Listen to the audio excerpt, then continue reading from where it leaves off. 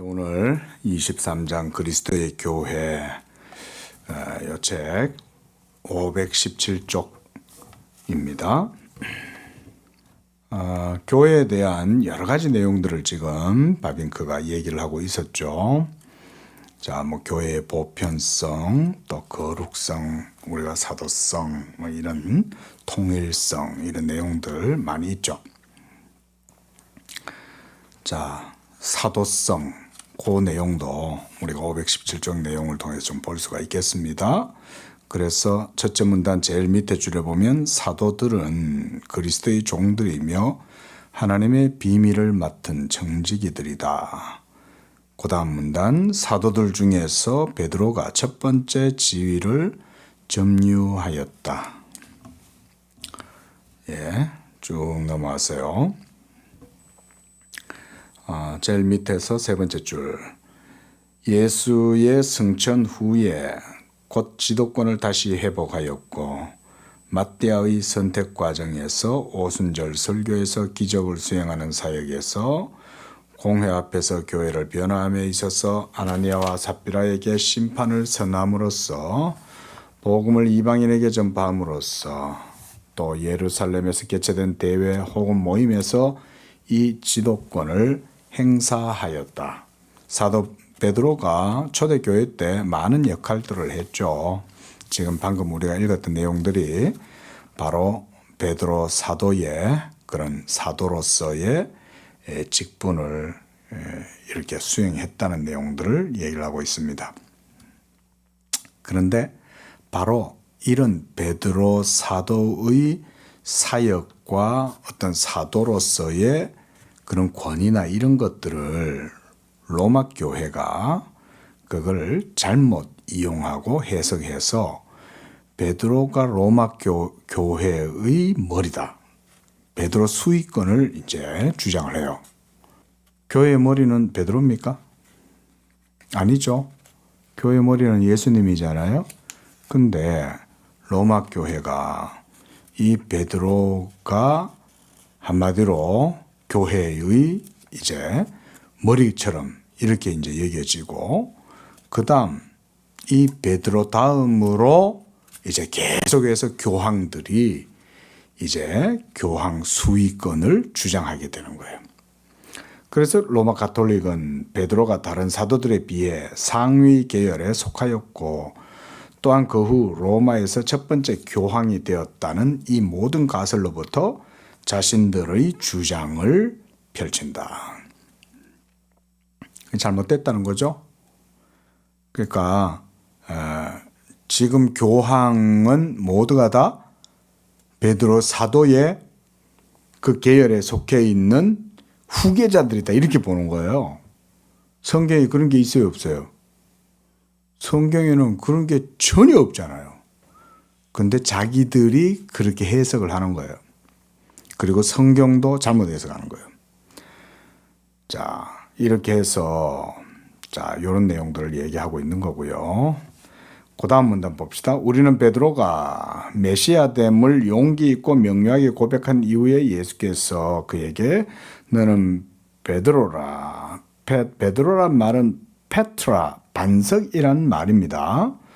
내가 이 반석 위에 내 교회를 세우리니 라고 마태복음 16장 18절에서 읽을 수 있는데, 로마 교회는 바로 이것을 근거로 해서 베드로가 교회의 머리다, 이렇게 주장을 하는 거예요. 왜냐하면 이 반석 위에 내 교회를 세우리라 그랬으니까, 그래서 베드로가 교회의 수위권을 가진다, 이런 식으로 주장을 한다는 거죠. 그러나 고사 네 번째 줄 내려오면, 그리고 베드로는 유일한 고백자가 아니었다. 그죠? 베드로만 그렇게 고백한 건 아니잖아요. 주는 그리스도시요 살아계신 하나님의 아들이니이다. 이렇게 고백한 사람이 어디 베드로밖에 없습니까? 다른 사람들도 많이 고백했잖아요. 다른 사도들도 역시 고백했다.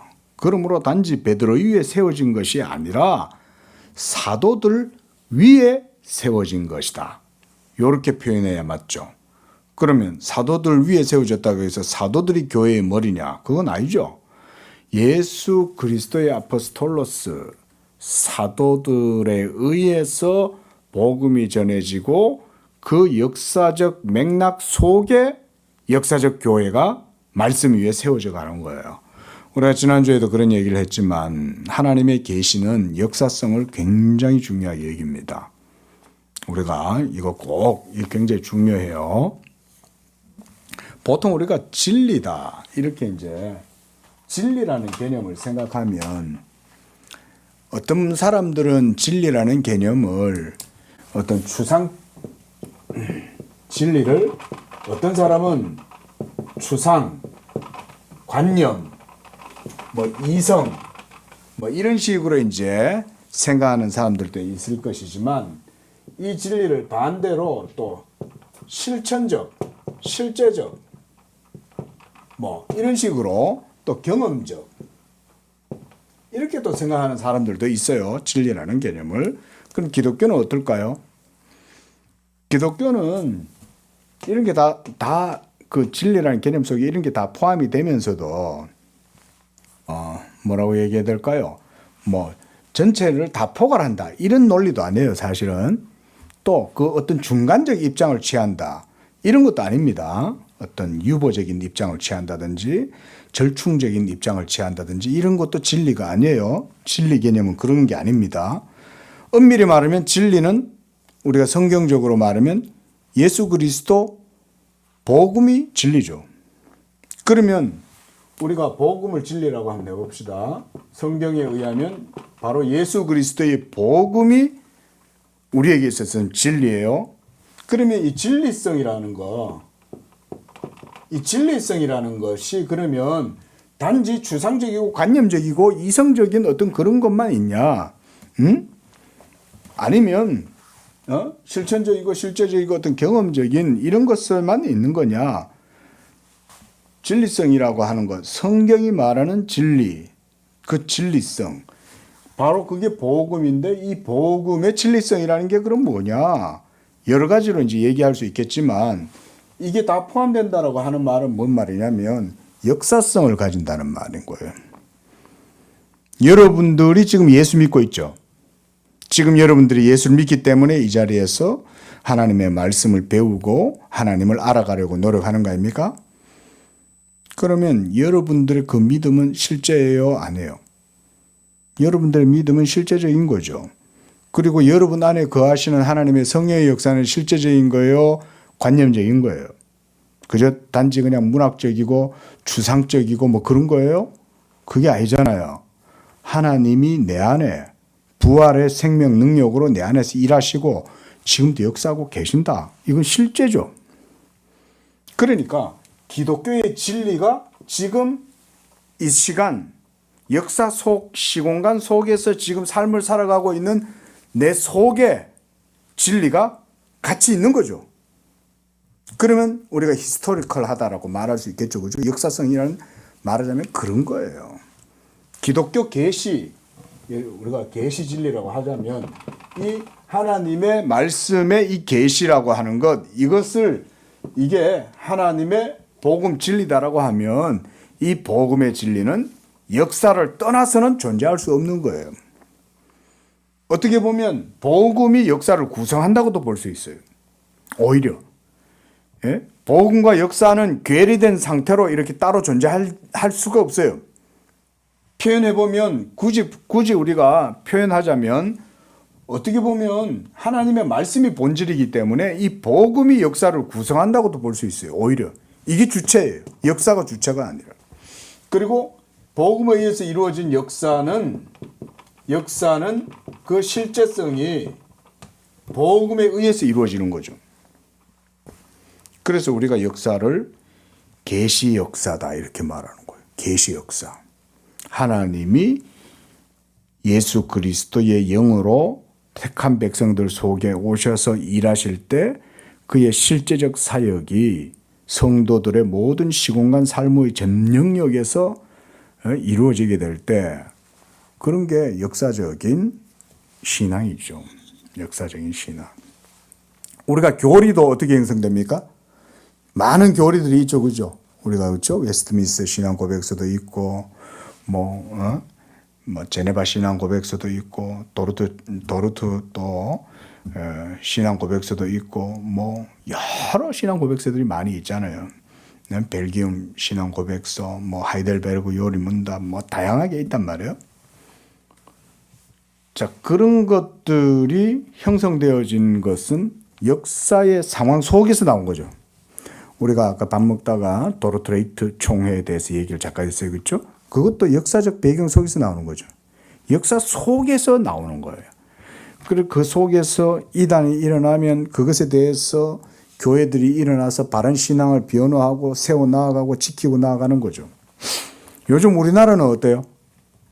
우리나라도 이 기독교가 있는데 우리나라 안에서 이 역사적 기독교도 지금 그 일들을 하고 있는 거죠. 예를 들어서 로잔 대회에서 동성애에 대해서 굉장히 우호적이고 마치 동성애를 품어야 한다는 식으로 애매모호하게 표현하고 이런 식으로 하잖아요.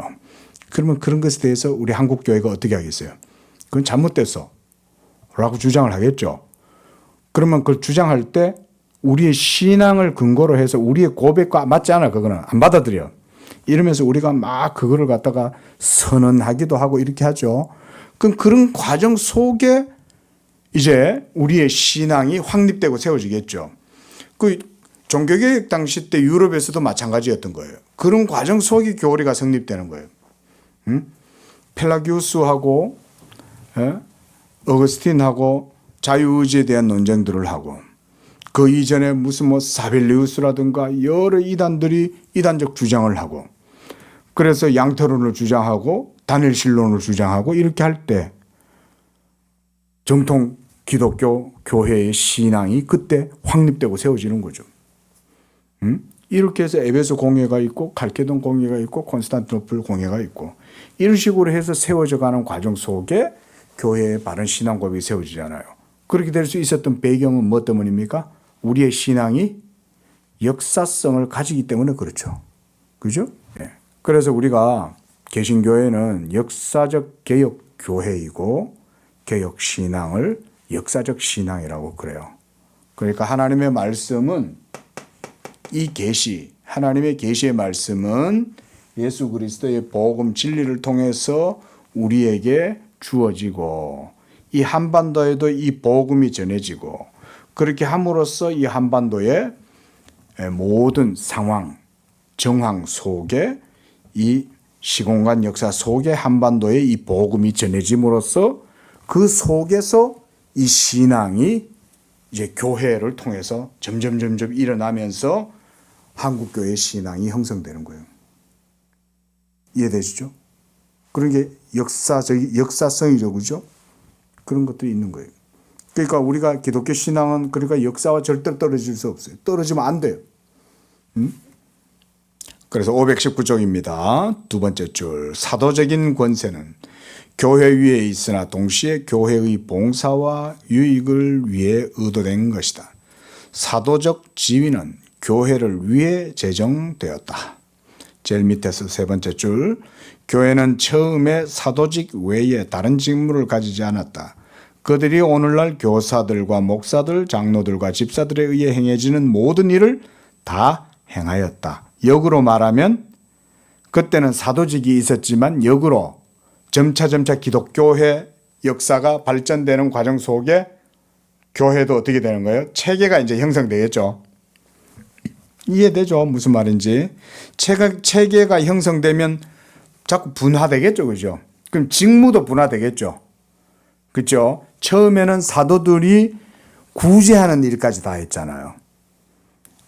자, 우리가 사도행전을 보면 성령이 오순절 역사 가운데 확 임하니까 모든 성도들이 막 너나 없이 자기의 재물을 자기 거라고 주장하지 아니하고 모든 걸 사도들을 발 아래 다 내려다 놨어요.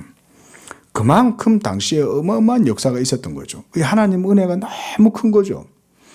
그러니까 교회가 재물이 모이니까 신도들이 막 저마다 자기 걸 하지 않으니까 집까지도 그냥 내놓는 거예요. 집까지도. 그렇다고 요즘 집까지 내놔라 이렇게 또 그걸 또 주장하면 안 되죠. 그런 얘기가 아닙니다. 그게 아니라 그때는 초대교회 때는 메시아에 대한 열망이 가득했는데 예수 그리스도가 메시아시고 하나님의 언약이 성취되었고 이런 막 비전과 환희 가운데 충만하니까 성도들이 하나님의 영광을 위하여 자기의 모든 걸 다 드릴 수 있는 거예요. 무엇보다 이스라엘은 신앙이 오늘날 자본주의나 민주주의 사회 같은 체계가 아니었던 거예요. 그러니까 오히려 그들 전체가 다 하나님께 헌신하고 드린다는 고백적으로 드리는 거예요. 그게. 그러니까 그 과정 속에서 많은 재물이 쌓이니까 교회가 그거를 가지고 있지 않고 어떻게 합니까? 막 가난한 자들한테 나눠주는 거예요. 그죠? 그러니까 그때는 교회가 어디 창고에다가 모아놓고 곳간에다 모아놓고 이럴 게 없어요. 가난한 자들이 너무 많은 거야. 가난한 사람들이. 로마의 압제에 막 예수 믿는다고 또 핍박당하고 파문당하고 이런 사람들도 많잖아요. 그러면 그런 사람들도 돌보고 게다가 얼마나 당시에는 2000년 전이니까 고대니까 얼마나 세상 살기도 힘들어요. 그죠? 그러니까 막 가난하고 힘들고 헐벗고 굶주린 사람이 천진 거예요. 널려 있는 거예요. 그러니까 교회들이 그런 사람들을 다 도와주는 거예요. 막 도와주고. 근데 사도들이 처음에는 그 일을 계속 하다 보니까 어떻게 하겠어요? 말씀 전하는 일이 안 되는 거죠. 딴 일을 하니까. 그래가지고 누구를 세워요? 집사를 세우죠. 그렇죠? 분화가 됐죠. 그러니까 처음에는 사도들이 있다가 그 다음엔 집사들이 세워지고 그러면서 이제 장로들은 기본적으로는 있었어요. 그런데 장로와 사도들 간에 이렇게 그 점차 이제 그것도 이렇게 분화가 됩니다. 점차. 그래서 처음에는 감독들이 사도였어요. 근데 나중에는 가면서 감독직이 이제 장로직처럼 되어지면서 그 감독직에서 나중에 이제 목사직이 나오는 거예요. 그리고 집사직도 그 과정 속에서 나오는 거예요. 그러면서 교회 내에 집사도 나오고 이러면서 여러 가지 교회 내 분화가 이루어지는 거죠. 그래서 여기서도 그 얘기예요. 기억으로 보자면 사도들이 처음에는 다 했지만 점차 분화가 되면서 체계가 형성되었다. 이런 얘기인 거죠. 자, 그리고 그 바로 밑에 보면 이 상태는 그러니까 사도들 중심으로 이루어지던 체제는 계속 유지되지 않고 이제 확장되고 그 다음 세 번째 줄 증가됨에 따라 지도와 원조가 제공되어져야 했고 그래서 두 가지 방식 즉 교회들이 한 단위로 간주되고 각 교회들은 개별 교회로 간주되는 방식 안에서 이런 것들이 점차 확장과 증가를 통해서 체제가 형성되는 거예요. 형성. 그러니까 없던 게 이제 생기는 거죠. 그죠? 신약교회와 신약교회의 정치체제에 맞는 형태가 점차 생겨나는 거예요. 자, 그 다음 문단 밑에서 여섯 번째 줄. 모든 교회는 자신의 기원과 존재를 그리스도와 성령으로부터 유일하게 그리고 직접적으로 부여받았다. 그러므로 모든 교회는 그리스도의 교회요. 예루살렘 교회든 로마 교회든 간에 다른 교회의 일부분이나 혹은 가지가 아니다. 모두가 다 한 교회다 이 말이죠. 로마에 있는 교회가 원류고 아니면 저 갈라디아에 있는 교회는 가지고 이런 거 없다는 거예요. 근데 로마 교회는 뭐라고 얘기해요? 자기들만이 유일한 원류다 이런 식으로 주장하는 거죠. 그러나 팔레스타인과 그 나라 외부에 점차 성장한 교회들이 비록 예루살렘의 자매 교회이고 교회 딸의 교회가 아니라 해도 그 교회들 모두 구별 없이 동일한 의미에서 어떻게 돼 있어요? 사도의 권위에 의존하고 복종했다. 자, 우리도 사도 신경을 하죠. 사도 신경을 한다는 말은 우리의 모든 믿음의 고백이 어디로부터 유래했다는 거예요? 사도들에게서 유래했다는 거잖아요. 그죠? 예수님이 세우신 그 사도들의 그 신앙의 가르침을 따라서 우리도 그와 같이 믿고 고백한다 이 말이잖아요. 이게 아포스톨 크리드예요. 이게 사도신경이에요. 그 말은 우리 2000년 전 사도들, 예루살렘에 있었던 사도들이나 사도 바울이 전파했던 모든 복음이나 그때나 지금이나 차이가 없고 동일하다는 얘기인 거죠. 그래서 왜 사도신경 하는 거예요.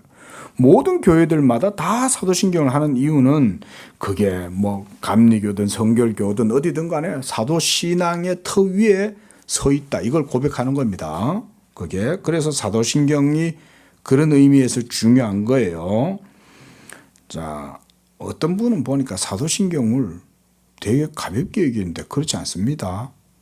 그게 짧은 문장이지만은 그 속에 있는 내용도 굉장히 중요하죠. 하지만 그것과 함께 뭐가 또 중요하냐면 이게 2000년 전 사도들이 디다케 성도들을 신약의 성도들 당시 성도들을 가르치고 말씀으로 양육했던 전했던 그 가르침과 지금의 가르침이 동일하다는 걸 2000년이 지나도록 계속 확인하는 거예요. 그런 중요성이 있는 거예요, 사도신경은.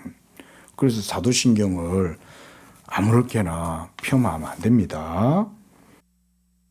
넘어가고요. 자, 이런 내용들이고. 자, 그다음 520쪽 두 번째 문단 첫 번째 줄 봅시다. 그러나 이것은 사도들의 업무를 급속도로 증가시키는 사태를 빚게 되어 사역의 분단뿐 아니라 사역자들의 증가가 필요하게 되었다. 요거 제가 좀 전에 얘기한 거죠. 그렇죠? 사역이 이제 점차 교회가 커져 나가고 이러니까 분화가 되고 그러니까 체제도 형성될 수밖에 없어요. 그건 당연한 거예요. 필연적인 거예요. 어떻게 보면. 그러다 보니까 이제 사도직분만 있는 게 아니라 장로, 감독, 점차 감독. 원래 처음에는 사도 요한도 자신을 감독이라고 했어요. 그리고 장로라고 그랬어요. 요한 일서 같은 데 보면 장로인 나 가이오 이러면서 사도 요한 자신도 장로라고 얘기해요. 왜냐하면 나이가 많으면 장로님이지 뭐.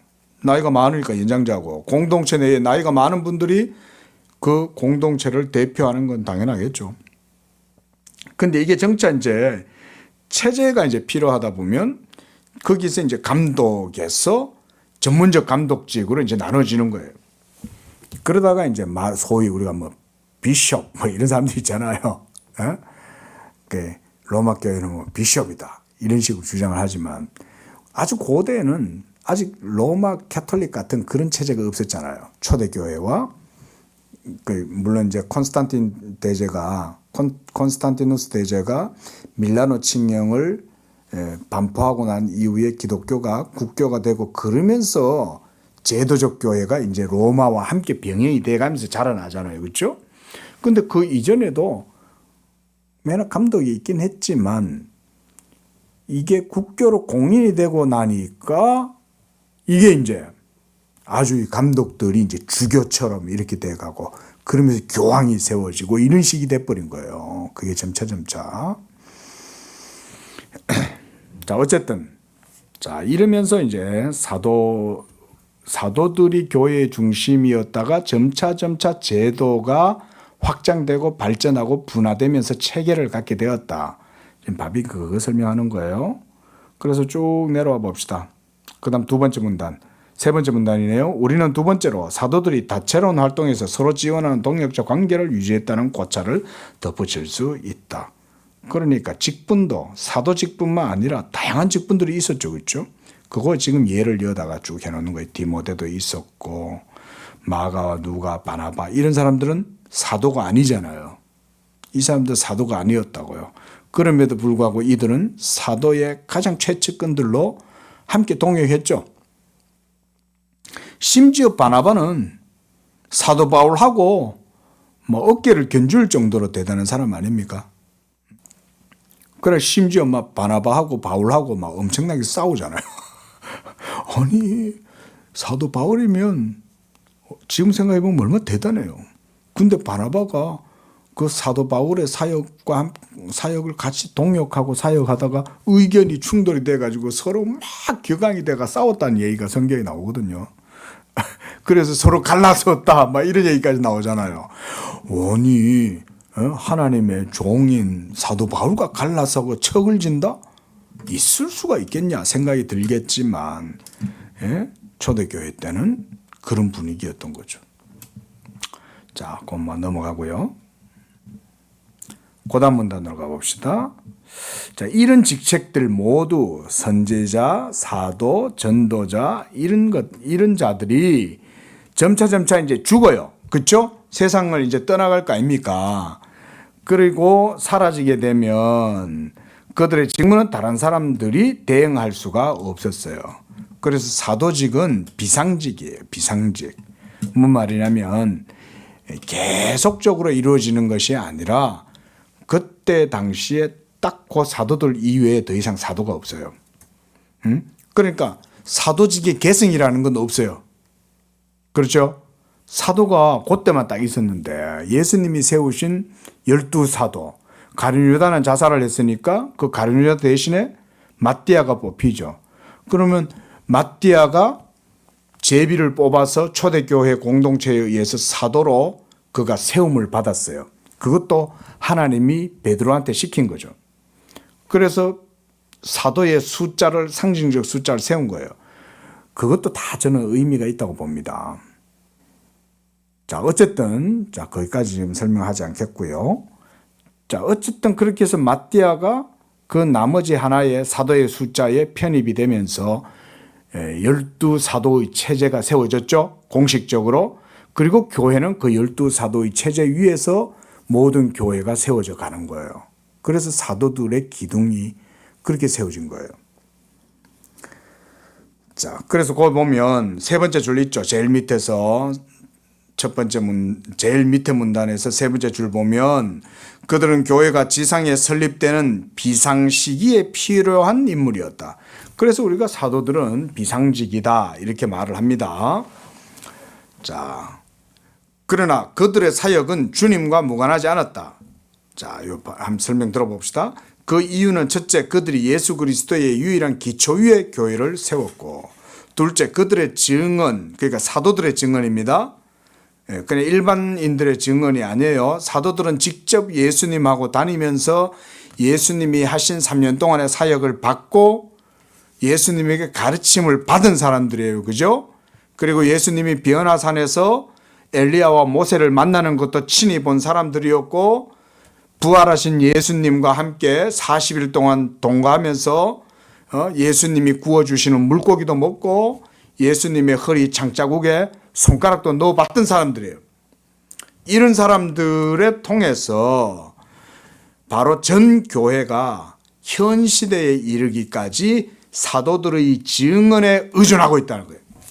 예? 아까 우리가 계속 얘기했습니다. 그죠? 사도들이 전한 복음의 가르침, 그 디다케를 따라서 지금까지 교회가 신앙을 전파하고 가르치고 세워나가고 있죠. 지금 그거 얘기예요. 중요하죠. 그죠? 그러니까 사도 신앙은 굉장히 중요한 거예요. 그래서 복음서와 서신서들, 사도행전과 계시록에 기록된 신약 성경에 기초하였기 때문에 사도들이 중요하다 이건 거예요. 그 다음 이 증언의 덕택으로 교회는 항상 사도들의 가르침 이것을 통해서 교제하고 떡을 떼고 기도하는 것을 보존했다. 처음에는 말로, 그 후에는 기록으로. 그렇겠죠. 처음에는 물론 어딘가 조금씩 뭐 이렇게 뭐 기록은 했을지 몰라도 사도들이 사역을 하다 보니까 이게 기록의 필요성을 느끼겠죠. 점차 이제 신앙의 증인들이 하나 둘 이제 이 세상을 떠나가잖아요. 그러면 말로만 구제이 되면 안 되겠죠. 그러니까 이제 성경을 기록할 필요가 있었던 거예요. 그래서 이제 그때부터 이제 헬라어로 기록한다든지 아람어로 기록한다든지 이러면서 이제 기록이 시작이 되는 거예요. 그 누가도 보면은 많은 사람들이 기록했다 그랬거든요. 누가복음 제1장에 보면은 데오빌로요. 많은 이들이 다 저마다 저술을 하지만 나도 저술을 합니다. 이렇게 하거든요. 그러면 다른 사람들도 저술을 했다는 얘기잖아요. 왜 저술을 했겠어요? 기록을 남길 필요가 있었던 거죠. 자, 이렇게 해서 사도들의 말씀은 전 세계에 퍼지고 전 시대에 확장됨에 따라 교회의 통일성을 지탱하고 보증하게 되었다. 그러니까 전 세계에 다양한 교파가 있고 그래도 그렇죠. 개신교는 최소한 같은 믿음을 고백하죠. 뭐 복음주의, 개혁주의 뭐 이러면서 서로 또 그런 게 어느 정도 좀 구분이 있어도 사실은 모두가 다 사도의 가르침에 따라서 사도신경을 고백하는 거잖아요. 그런 통일성을 갖고 있다. 자, 521쪽 두 번째 문단. 사도들이 전체 교회를 주관하는 사역에서 특별 임용, 그러니까 이 비상직이죠. 이런 특별 임용 직책인 선지자들과 전도자들의 도움을 받았듯이 각 지역 교회를 돌보는 과정에서 그들은 장로들과 집사들의 봉사를 통해 원조를 받았다. 자, 제가 아까 설명했던 내용을 바비니까 이어서 얘기하네요. 우리는 사도들이 처음에는 구제 헌금을 친히 분배하였다는 사실을 기억해야 한다. 그러나 교회가 현저하게 대형화되기에 따라 더 이상 이 일을 사도들이 감당할 수 없었다. 이러면서 이제 집사들을 그 일을 하도록 맡기죠. 그렇죠? 그러면 집사들만 있었겠어요? 집사들 외에 또 다른 여러 많은 사람들이 같이 교회를 세우고 섬겼을 거 아니에요. 그렇죠? 그 과정 속에서 이제 다양한 직분들이 생겨나는 거예요. 지금 그런 얘기 전부 다 보면 뭐 식탁 봉사, 그 밑에서 세 번째 줄 보면 성찬식을 할 때 그 식탁을 또 차리고 이런 것도 있겠죠.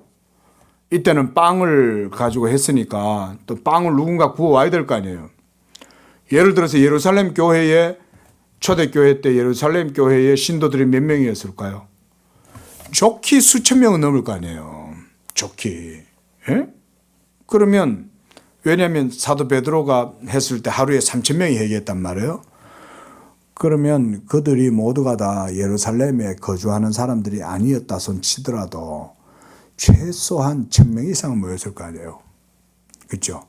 그러면 모일 때마다 성찬식을 하면 그 많은 떡을, 빵을 준비해 가야 될 거 아니에요.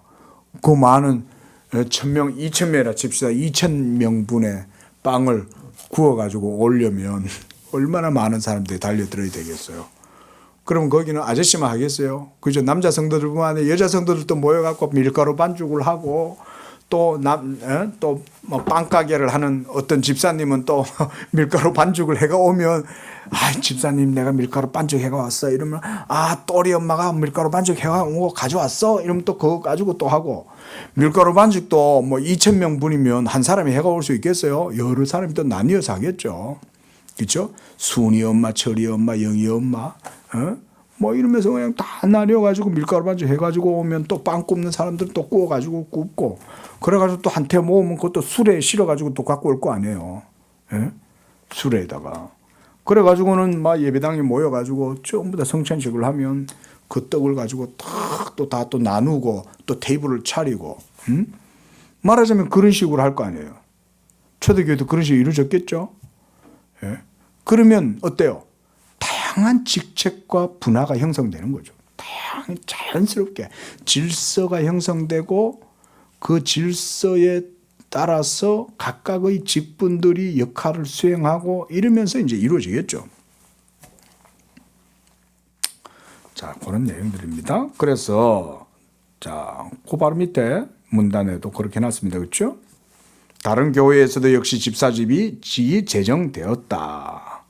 그런 얘기고요. 그리고 고문단 밑에서 두 번째 줄. 그 이후 교회는 선출하였다. 이런 집사들 7사람을 선택해서 했다는 거죠. 그래서 사도들이 그들 집사들에게 안수함으로 사도들이 행하는 일들을 그들에게 위임하는 거예요. 위임. 맡겨주는 거죠. 그 다음 제일 밑에 문단. 집사들과 병행하여 장로들이 그들의 지위를 점하고 있었다. 우리는 이 직책의 기원에 대하여 아무것도 모른다. 그런데 뭐 여기서 이제 바빙크는 아무것도 모른다 이랬지만 성경 속에 보면 기본적으로 이제 이 공동체가 신앙에 의해서 세워지면 그 속에 신앙의 질서가 형성되겠죠. 그럼 사도들이 있어요. 그럼 사도들만 있는 게 아니라 어른들도 있을 거 아닙니까? 바나바도 있었고 아볼로도 있었고 브리스길라도 있었고 그 아래 다양한 사람들이 있었단 말이에요. 그러면 이런 다양한 사람들에 의해서 공동체가 아주 유기적인 그런 이제 공동체가 될 거 아닙니까? 그 속에서 이제 장로들도 처음에는 사도에서 이제는 장로들이 형성되고 처음에는 그렇게 하면서 장로와 감독직이 서서히 나눠지고 전문화가 되는 거예요. 전문화가. 그 나중에 감독직이 이제 목사직처럼 되는 거예요. 근데 이 감독직이 이제 로마 교회로 오면서 이제 주교식으로 그 다음에 로마 교황식으로 이런 식으로 이제 바뀌는 거죠. 변질되는 겁니다. 변질. 성경적 형태로 세워져 가는 게 아니라 인간의 제도와 전통에 의해서 형성되는 것들도 있어요. 자, 522쪽입니다. 두 번째 문단. 장로의 직책은 또한 다른 교회에도 급속도로 도입되었다. 그래서 바울과 바나바는 선교 여행 시에 설립한 모든 교회에서 장로들을 선택해서 세웠다. 그 밑에 줄 보세요. 이 경우에 그들은 감독이라 불렀다. 그러니까 처음에 장로들, 그 사도들이 전도를 하면서 각 지역마다 교회를 세우면서 장로들을 세웠단 말이에요. 근데 이들이 이제 그 교회에서 뭘 했겠어요? 감독직을 하겠죠. 그들이 이제 비숍이 된 거예요. 비숍이. 그래서 감독이라 불렀는데 이게 후일에 돼 가지고 주교로 바뀌는 거예요. 로마 교회로 오면서. 자, 쭉 넘어오고요. 자, 그 문단 한 중간쯤 보세요. 그는 디도에게 각 교회의 장로를 임명하라고 요구한다. 이 장로들은 교회에 대한 감독을 주관하고 심지어 사도 시대에도 다스리면서 말씀 사역과 진리 교회에 봉사하는 자들이었다. 그러니까 당시의 장로들은 사도들한테 직접적으로 정권을 위임받은 사람들이라고도 볼 수 있어요. 예를 들어서 사도가 우리가 이제 사도행전 같은 데 보면 사도 바울이 에베소에서 3년 동안 사역을 하잖아요. 그리고 거기에 장로들을 세워요. 에베소에. 그리고 마지막에 이제 그들과 이별할 때 막 서로 부둥켜 안고 눈물을 흘리면서 할 때 사도 바울이 그들에게 이제 장로들에게 이제 명을 내리잖아요. 내가 떠나갈지라도 하나님의 말씀이 너희와 함께 할 것이다. 이러면서 너희가 양떼들을 치고 돌봐라 이렇게 얘기해 주거든요. 그럼 그때 당시에는 장로님들이 그래 따지면 목사직을 같이 수행했던 거예요. 그렇게 보시면 되는 거죠. 그러니까 이런 체제들이 아직은 구체적으로 아직 분리가 되고 세워지진 않았지만 점차점차 사도들에 의해서부터 점차점차 신앙이 교회의 역사 속에서 점차 발전하면서 체제가 생기고 분화가 되고 이러면서 이제 직분들 이런 것들이 이제 구체적으로 세워지기 시작했다는 거예요. 그래서 그 밑에 줄 보십시오. 문단. 이 직책은 교회를 다스리기 위해 사도들이 발전시킨 단순한 정치였고 그들이 제정한 직택이라고 해놨네요. 뭐 직분이라고 하면 되겠죠. 그 직분들은 그 수가 매우 적었고 이 직책들은 겨우 두 가지였고 비록 장로가 가르치는 장로와 다스리는 장로로 세분된다 해도 장로와 집사직밖에 없었다. 뭐 이러면서 나중에 점차 더 발전되는 거죠. 자, 그다음 문단요. 두 번째 줄. 비록 이들이 교회의 봉사를 위해 주어진 권세를 활용한다 할지라도 이들의 직책과 권세는 교회가 아닌 그리스도로부터 받은 것이다. 머리가 그리스도잖아요. 그죠?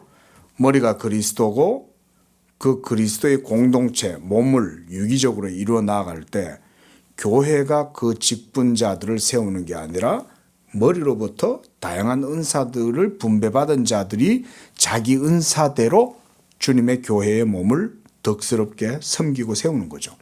그런 의미예요. 바빈과 지금 이어서 하는 말이. 그러니까 교회가 세운 게 아니라 그리스도께로부터 그리스도가 머리시니까 각각 성도들에게 은사를 분여해 주고 그 디스트리뷰션 받은 성도 이제 각 직분자들이 그 역할들을 하는 거죠. 그래서 이 동일한 현상은 교회에서 지금까지 존재하고 있는 항존직에서도 훨씬 더 강한 의미에 해당된다. 그러니까 현재라고 했을 때, 지금까지 그랬을 때는 바빙크 시대를 얘기하는 거겠지만 오늘날도 마찬가지죠. 자, 523쪽. 목사와 교사와 장로와 집사들도 이 직책을 제정하시고 계속적으로 그 직책을 지탱하시며 인격과 은사들을 허락하시고 또한 교회에 의하여 그들이 지정되도록 역사하신 그리스도에게서 그들의 직책과 권위를 부여받았다. 우리 송선 목사님이 이번에 목사 안수를 받았지만 그것도 우리 교회가 세운 게 아니죠. 주님의 교회의 질서를 따라서 세워지는 거예요. 여기 있는 남상수 목사도 머리 대신 그리스도의 권위로부터 교회가 그 공적 체제 속에 목사 안수를 받은 거예요. 그러니까 1개월 만에 단기 속성 코스 신학해가지고 졸업장만 받으면 목사한다. 전부 다 가짜예요. 그거요. 그거 아셔야 됩니다. 이거 제가 무리한 주장하는 거 아닙니다. 교회의 지금 바빙크가 설명하고 있는 교회의 통일성, 교회의 합법성 이런 것들, 정통성이라는 게 사도의 터 위에서 세워져 나아갈 때 교회의 머리 대신 그리스도에 의해서 각각의 직분, 직책, 예를 직택 이렇게 해놨는데 이게 세워지는 거기 때문에요. 어디 신학교랍시고 덜렁덜렁 들어가갖고 한 6개월, 1년 만에 내가 다 했다 이런다고 해갖고 그것은 목사 안수 준다고 목사 안수 받으면 그게 목사예요. 거기 목사가 그렇게 되는 게 아니에요. 교회와 상관없이 세워지면 다 불법이에요. 그런 것들은. 엄밀히 말하면. 오늘날 자본주의 시대다 보니까 돈만 주면 다 목사 시켜주고 이러니까 그럼 거기서 심지어 이런 거 있죠. 문교부에서 인가받았다. 문교부에서 인가받으면 그게 목사 돼요? 오늘날 문교부라는 게 있어서 문교부가 된 거지. 옛날에 문교부 없을 때 그러면 목사님들은 목사 아니었어요? 그죠? 옛날에 문교부가 없을 때에도 전란 당시에도 목사 안수를 받는다 이 말인 거예요. 전란 당시에도. 왜냐하면 전란이라도 그리스도의 교회는 있잖아요. 그러면 거기에 목사님만 있는 게 아니라 노예가 있고 다 있다고, 이런 질서가. 그러니까 무슨 어디 군소교단 같은 데 가가지고 군소교단이면 그나마 다행이야. 어디 무슨 총회 신학교 이런 길 가다가 있잖아요. 전부 다 가짜예요, 여러분. 그거 아셔야 돼요. 특히 교단 없는 데 가가지고 아무리 안수 받는 전부 다 불법이고 가짜예요. 가짜 목사예요. 가짜 목사. 예? 여러분 목사라고 그러면 그게 다 목사입니까? 그래서 우리 성도님들 그거 아셔야 돼요. 대부분 성도님들은 교회에서 목사가 어떻게 생겨나게 되는지 세워지는지 잘 모르잖아요. 그죠? 대부분 잘 몰라요. 그리고 노예가 왜 중요한지도 몰라요. 노예 정치 이러면 정치 그러니까 그거를 무슨 색안경을 끼고 부정적으로 보는 분들이 많은데 절대 그렇게 보면 안 돼요. 노예 정치라는 거는 교회의 머리 대신 그리스도의 통일성과 전체 유기적인 교회의 그런 공동체성을 확립하고 세우는 데 굉장히 중요해요. 거기에서 목사들이 각 교회에서부터 세워지고 그렇게 함으로써 또 거기서 그냥 안수 안 받아요. 다 강도서 고시 쳐야 되고 목사 안수 쳐야 되고. 물론 그런 과정을 거쳐도 어떨 때는 걸러내지 못할 때도 있어요. 하지만 그나마 안전하지. 그거라도 없으면 어떡해. 그렇죠. 지상교회에서 완전할 수는 없죠. 523쪽입니다. 그러나 이 전체 규정 혹은 정치가 아무리 간단하고 아름다운 것이라 해도 사도 시대가 마감되자마자 왜곡이 되고 그 성격이 바뀌었다. 제일 먼저 감독자, 이 소위 말하는 감독 제도의 성격이 달라졌다.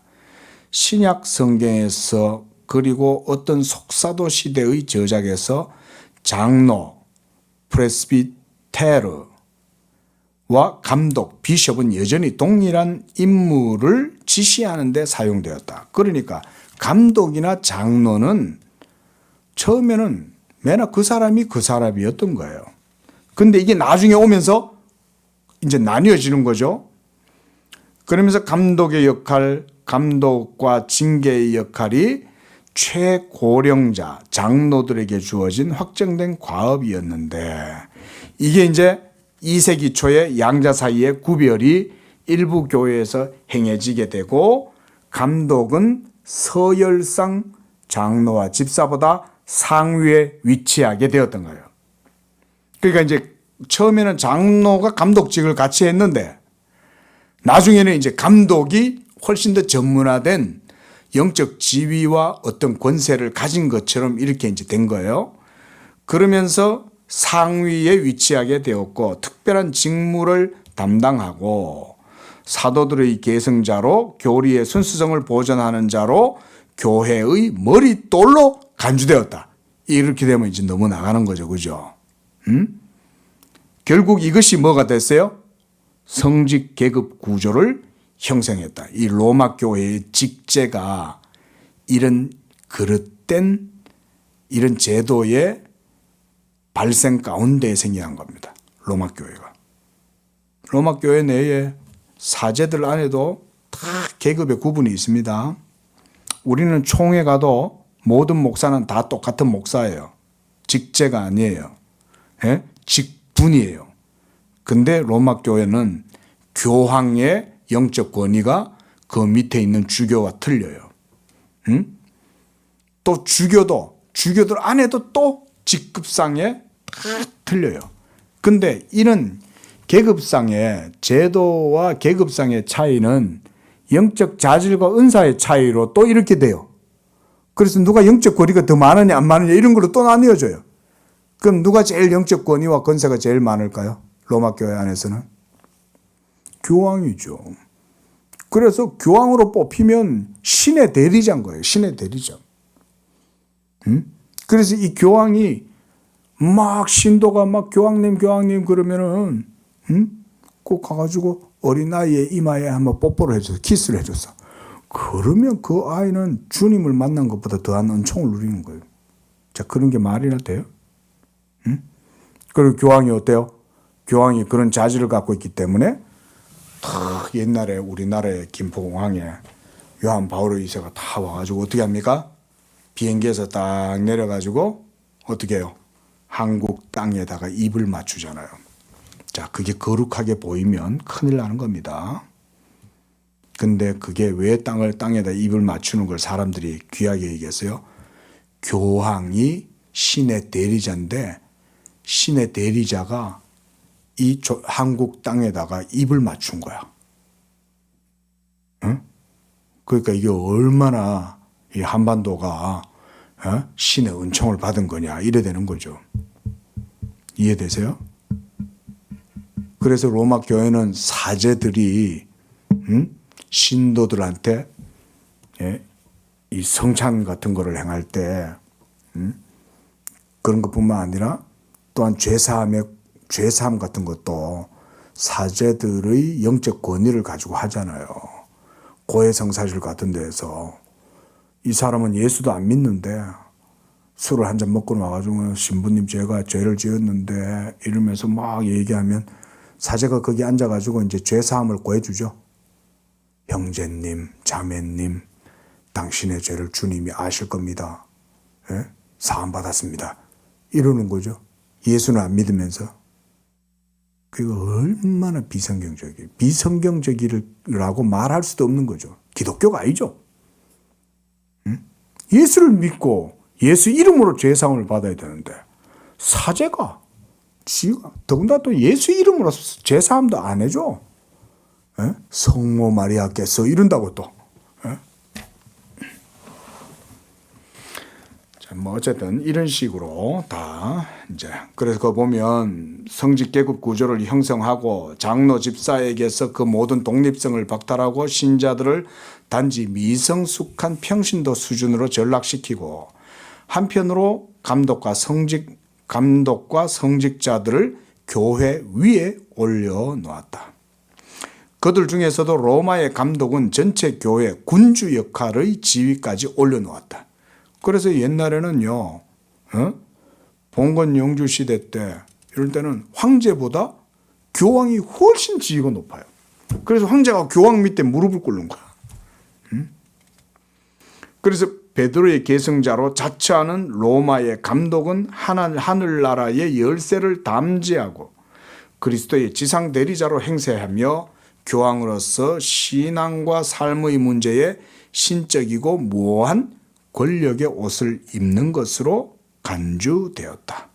그러니까 로마 교회는 교황이 교지를 내리면 그게 바로 교리가 돼버려요. 성경의 권위가 없어요. 그래서 중세 로마 교회가 부패했을 때 교회가 성경을 해석하는 권한을 가지고 있다고 주장을 한 거예요. 이걸 개신교가 프로테스탄트들이 타파하고 그거를 무너뜨린 거죠. 교회가 성경의 해석의 권한을 가지고 있는 것이 아니다. 예? 교황이 성경을 해석하는 권위를 가지고 있는 게 아니다. 이걸 이제 주장을 한 거죠. 자, 그 제일 밑에 문단 그리스도의 교회에 있어 성직자의 역할에 대한 이 사상의 발전은 모든 시대마다 계속 반대와 장애에 부딪혔다. 그러나 이 갈등이 증폭되어 기독교가 두 부분으로 나뉘어진 시기가 종교개혁 시대에 이르러서 그렇게 이루어졌다. 그랬습니다. 자, 넘어가고요. 524쪽입니다. 자, 두 번째 문단 칼빈은 로마 성직계급 제도에 대항하여 투쟁하는 동안 설교직뿐 아니라 장로와 감독의 직책을 회복시켰다는 점에서 칭찬을 들을 만하다. 그를 통해 교회는 그 자신의 영역과 그 자신의 독자적 기능을 확보하게 된 것이다. 그는 교회 독립을 위하여 말씀과 성례의 집행에서 순수성의 유지를 위하여 수년간 격렬히 싸웠고 교회 간에 있어서 그 무엇보다 먼저 교회를 조직으로 간주하지 않고 신자들의 고백과 삶을 통해 하나님의 백성으로 증명되었고 모두가 그리스도로부터 기름 부음 받아 선지자, 제사장, 왕들이 된 신자들의 모임 혹은 교제로 교회를 그렇게 봤다. 우리가 이제 이런 걸 우리가 만인 제사장설, 이게 마틴 루터가 이런 주장을 한 거잖아요. 그죠? 그렇다 하지만 칼빈도 이제 그렇게 보는 거죠. 자, 이런 내용이고요. 다 그런 내용이라서 제가 다 읽지는 않겠습니다. 그다음 525쪽 두 번째 문단 교회 체제의 모든 형식 중에서 칼빈에 의해 회복된 장로 정치가 사도 시대의 정치에 가장 적합한 형태이다. 이게 이제 장로 정치 체제예요. 그래서 우리가 장로교회를 이 장로 정치 체제를 가장 성경적이라고 보는 이유가 오늘 우리가 이제 그걸 공부를 좀 한 겁니다. 지금 뭐 시간이 없고 많이 돼서 제가 이제 스킵한 부분들이 있지만 여러분들 한번 꼼꼼하게 보세요. 한번. 자, 그리고 그 바로 밑에 줄 그리스도가 그 교회에 대해 제정하신 모든 집행과 직책들은 말씀에 그 중심을 두는 거예요. 그래서 장로교회의 장초 정치 체제는 사람이 만든 게 아니라 성경적 원리에 충실해서 이루어진 거다. 우리 성도님들도 이걸 꼭 기억하세요. 자, 넘어가고요. 자, 그 제일 밑에 문단 하나님의 말씀은 조직체로서 교회에게 직책 수행자들에게만 배타적으로 주어진 게 아니라 인내로 또는 성경의 안내로 소망을 가지기 위하여 그리고 상호 가르치고 건면하기 위해 모든 신자들에게 주신 것이다.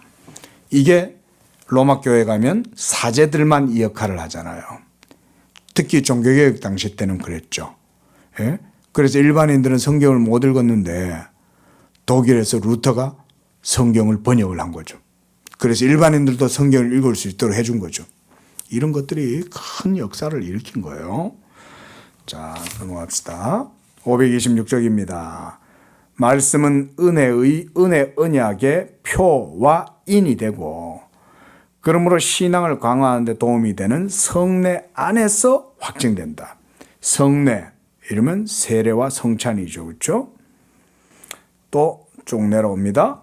방금 읽었던 그 문단 밑에서 한 7번째 줄 보면 두 성례들은 은혜 언약의 모든 혜택들을 소유하는 것이고 또한 그 내용은 그리스도 자신이시므로 어떤 유익들도 믿음의 경로를 통하지 않고서는 전달되지 않는다. 그러니까 성례전 그 자체를 행하는 게 무슨 효력이 있거나 이런 게 아니라 성례를 행해도 믿음 없이 하면 아무 소용없다 이 말이죠. 예수를 믿고 복음을 듣고 그 가운데 믿음으로 성찬을 행할 때 그 성찬의 효력이 나한테 주어지는 거고 세례의 효력을 받는 거지 믿음 없이는 안 된다 이 말이에요. 근데 로마 교회는 그렇게 말하지 않죠. 믿음 없어도 성례를 세례를 받으면 로마 교회 교인이 되고 구원받는다 이렇게 말하죠. 그런 게 전부 다 비성경적이고 전부 다 잘못된 주장이에요. 자, 넘어가고 제일 밑에 줄 보세요. 526쪽. 말씀과 성례의 집행 외에 권징의 시행. 권징이란 말은 우리가 권징 뭔 말 알죠? 예? 그 디시플린 해놨잖아요. 이제 권선징악 이 말이죠. 선을 권하고 악한 것은 징계한다는 말인 거예요. 그리고 이 권징의 시행과 구제의 봉사가 최종적으로 덧붙여질 수 있다. 이게 교회의 표지가 되는 거죠. 그래서 믿음의 도리를 따라서 성도들이 신앙생활을 할 때 그 하나님의 말씀을 믿음을 경홀히 여기지 아니하고 그리스도 믿음의 도 가운데 순복하고 교회의 치리에 복종하고 이게 중요해요. 교회의 치리에 복종하는 거. 그렇게 해서 그리스도가 교회의 머리시라는 것을 고백하고 그 머리 대신 그리스도의 몸에 나도 연합되고 한 지체가 되었다는 것을 그걸 통해서 유지시켜 나가는 거죠. 근데 이걸 깨뜨려요. 그리고 이 질서를 무시한다? 그러면 교회가 어떻게 할까요? 치리하는 거죠. 그래서 이 치리가 꼭 들어가요. 교회를 바르게 세워나가는 데 있어서. 요번에 이제 우리 노회도 노회를 하는데 어떤 목사님이 노회에서 치리를 받았어요. 그래서 노회에서 치리회를 열어서 그 잘못한 과오가 있는 목사님에게 치리를 했어요. 그래서 향후 5년 동안 귀하는 노회, 교회에서의 역할 말고, 그러니까 노회에서 행하는 모든 행정적인 일들이나 그런 것에 있어서 이제 일종의 불이익을 주는 거죠, 그죠? 그런 일들도 있었습니다. 목사들도 노예에서 잘못하면 치리받아요. 함부로. 교회의 머리 대신 그리스도의 도에 순복하지 않으면 노예에서도 목사님들도 야단 맞아요. 은퇴한 목사님들도 야단 맞습니다. 노예 가면요. 은퇴해도 함부로 하면 노예의 권위는 교회의 머리 대신 그리스도에 의해서 이루어졌기 때문에 자, 그런 것이다. 쭉 봅시다. 자, 그 527쪽 이제 그 부분도 이제 계속해서 읽어보시고요. 치리에 대해서 계속 얘기를 합니다. 자, 밑에서 두 번째 문단. 이와 같이 교회는 그리스도의 이름으로 주의 성찬을 보호하고, 성찬 보호예요. 성찬이 중요하다는 거죠. 그 다음 죄인들을 교회의 교제로부터 추방하고, 그 죄를 짓고 완고한 가운데 교회에 함부로 못 나와요. 자칫하면 교회의 신앙을 더럽힐 수 있잖아요. 그렇죠? 오염시키고 불신앙이 전염되게 하는 거예요. 전염. 또한 가난한 자들과 병든 자들을 자비로 동정하고 영적이고 육적인 결핍을 채울 수 있는 것들을 그들에게 제공하는 것이다. 마지막 문단. 믿음과 사랑은 주의 교회의 힘이요. 또한 이 두 가지 외에 소망이 덧붙여질 수 있다. 가는 방향을 알지 못하고 실망과 절망으로 인해 썩어져가는 이 세상 가운데 교회는 자신의 기쁜 소망을 보여주어야 한다. 나는 죄사함, 육체의 부활 그리고 영생을 믿는다. 이 믿는다. 그래도 그게 우리가 신앙 고백의 마지막에 이거잖아요. 그죠? 영원히 사는 것을 믿사옵나이다. 이 고백을 지금 바비크가 이어다지 마 이런 거예요. 자, 교회에 대해서 봤습니다. 사실상 교회에 대한 교훈은 굉장히 중요합니다. 얘기했죠, 아까. 뭐라 그랬어요? 역사적 실제성이 중요하다 그랬죠? 그러니까 지상에 있는 교회는 하나님의 계시 사역의 기구예요. 기구. 그리고 그 기구 안에서 우리는 믿음으로 그리스도와 한 몸을 이루고 우리의 구원이 그 교회의 젖줄에 달려 있어요. 그러니까 이 지상에 있는 교회의 역사성과 이 계시의 역사성은 굉장히 중요한 거예요. 우리 삶과 역사에서 안 떨어져요. 그리고 그 가운데 모든 교회의 체계가 유기적으로, 직분도 유기적으로 이루어지는 거예요. 이런 게 교회예요. 기도하겠습니다. 자비하신 하나님 아버지, 만세전부터 하나님께서 그리스도 안에서 한 백성을 지시하시고 택하셔서 세우셨을 때 이제 그 모든 언약의 경륜이 최종적으로 이루어지게 될 때에는 하나님께서 미리 아신 바 된 그 교회가 만물 가운데 드러나게 하시는 줄로 믿습니다. 지금도 하나님께서 작정하시고 택하신 교회가 이 지상 역사 속에 존재하는 줄로 믿습니다. 하나님, 우리에게 이 교회에 대한 신앙을 더욱더 굳건하게 세울 수 있도록 도와주시고 이 교회의 머리 되신 예수 그리스도와 그 몸의 지체로서 온전히 그리스도의 교회를 세워나가고 그 안에서 우리의 구원을 유지하고 그 속에서 하나님의 진리의 도를 배워나가며 하나님의 언약의 복을 누리는 우리 모든 성도들 되게 하여 주옵소서. 거룩하신 예수님의 이름으로 기도합니다. 아멘.